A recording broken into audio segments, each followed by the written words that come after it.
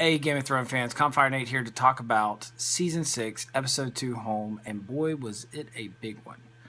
Now, I got 9 favorite moments I'm going to go through real fast, but this was a really big episode, so it's hard to try to get just 9, or try to come up with a small number of moments here. So this is what we got, and start with number 1, and that is Bran's first vision. You know, we haven't seen Bran in a while. We've been wondering, what is this guy doing? Apparently, he's been up there training with the Three-Eyed Raven, learning how to go back and see things using the Worgen abilities and stuff. And we get to see our buddy Hodor, who we haven't seen also.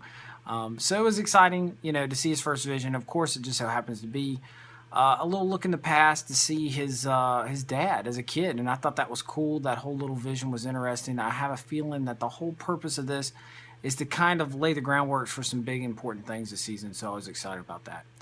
Moving right along to number 2, and that was, of course, when one of the greatest characters so far, Mr. Wun Wun himself, just busted down the gates at Castle Black and just absolutely went on a tear. It was great to, you know, they kind of left Ed was going to get the wildlings. You weren't kind of sure. You're like, I think that's where he's going. He shows up. I loved how they did it. You know, dragged this on for like 2 episodes of where's Ed at? When's he going to get there? And the conversation, it just, boom, they were there. Wun Wun comes in, and dude, when the guy shot him and he pulls him off and slaps him up against the wall and just throws him in front of everybody and they just drop their weapons, it was unbelievable.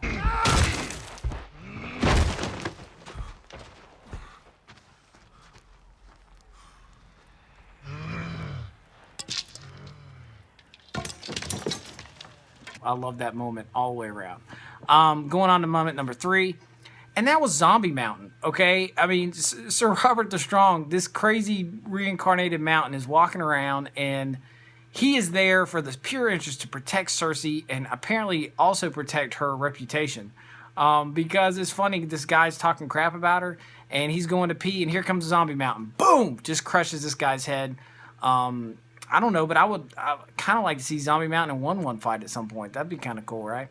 But no, seriously, you know, when he's going around, he's doing all this stuff, and it's just an interesting character because he doesn't say anything, but the whole time you're looking at him, you're like, you can kind of see what he's thinking. But wouldn't it be funny if like with Hodor, how he always says Hodor, he needs to say something. And in my mind, every time I see him walk, I'm thinking he's saying Zombie Mountain.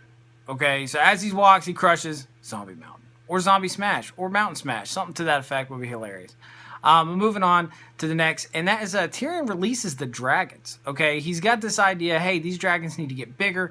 They're not going to get bigger locked inside this thing. We need to release them. He goes down there. I mean, for book readers, I'm like, dude, he's going to get torched. I'm freaking out. I'm feeling like flashbacks to Quentin in the books, and I'm thinking, what's going to happen? Luckily, he makes it a point that dragons are real smart. They kind of can understand you, kind of get a feeling from you. And he made it very clear he wasn't there to hurt them. He just wanted to help them. And when he released the first one, it was great how it had that little scene where the second one kind of leaned over, like, all right, my turn. I like that a lot. That was really important.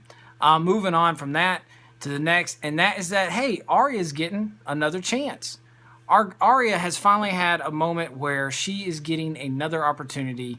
The Faceless Men basically put her through this, reminiscence of Fight Club where, who are you? Who are you? And you know what? She passed and they said, okay, come with me.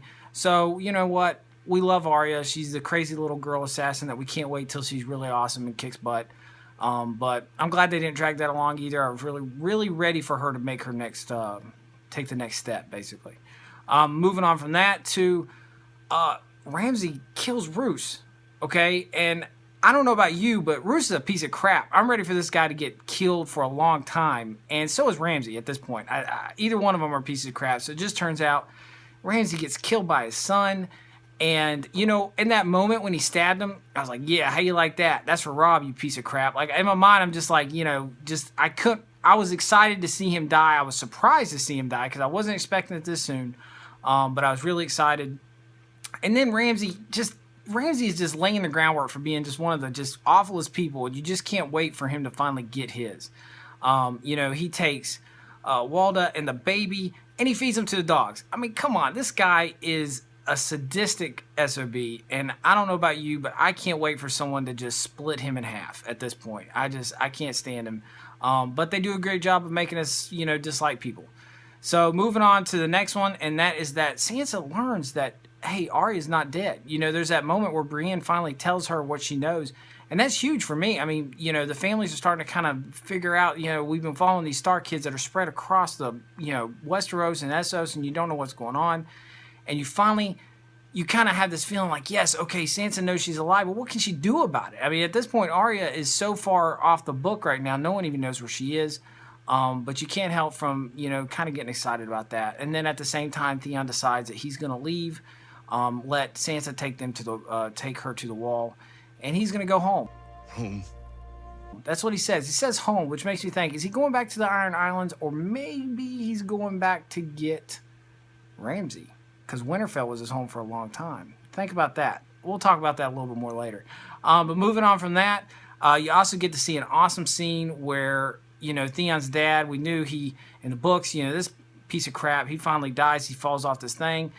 And in the books, they really don't tell you who it is. It's kind of like mysterious, who could have killed him. And this guy shows up, and who is it? It's other than Euron. Okay, this is a character, this is his first introduction, but we really, truly haven't been introduced to him yet. Euron is Theon's uncle, basically, and that's his brother that he kills. Euron is going to be a very interesting character this week, or in this season, so I'm excited to see what's going to happen with him. But moving on to the epic moment, number 9, the final moment, and that was that, you know, Davos, he basically talks Melisandre into, come on, try your magic, basically. She tries it, you know, she's even has this moment where she's like, please work, you know, and if you remember my little video from earlier this week when she kind of flashed back to the whole fact that Thoros and Mir was able to bring someone back to dead, just saying, I called it, that's all I'm saying. But she has that moment, and she's sitting there, and she tries it, and it doesn't work, and everyone kind of has a sad look on her face, and they walk off. When they walk off and they shut the door, and you're still there as an audience, you know something's about to happen. And I love the way how you had Ghost. You kept showing Ghost, and I'm thinking, what's going to happen with Ghost? Is Jon going to war into Ghost, and Ghost going to wake? I mean, I didn't know what was going to happen, but instantly, Ghost kind of looked up like, hey, what's going on? You know, like, hey, you know, Jon's back, kind of, you know, and you got excited, and you had that moment, and then it zoomed in, and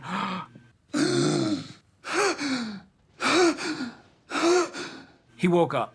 And I don't know about you, but at that moment, I was just like, yes, finally, Jon's back. I was so excited for people who have been book readers, who have had to wait so long to know what happens, as myself, and then people who watch the show, who might not have had just as much time, but equally as frustrated about knowing what's going on with Jon. It was there. It finally happened. We're excited. Jon's back.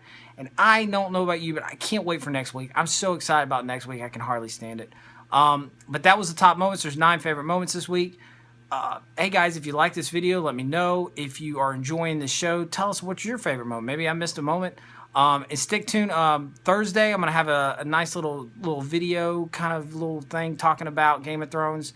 Also, you know, Tuesdays we're going to have Walking Dead, and Wednesdays is kind of a, hey, let's see what we're going to do today. So we're going to have some fun stuff all this week. But if you like this, subscribe. And until next time, I'm out.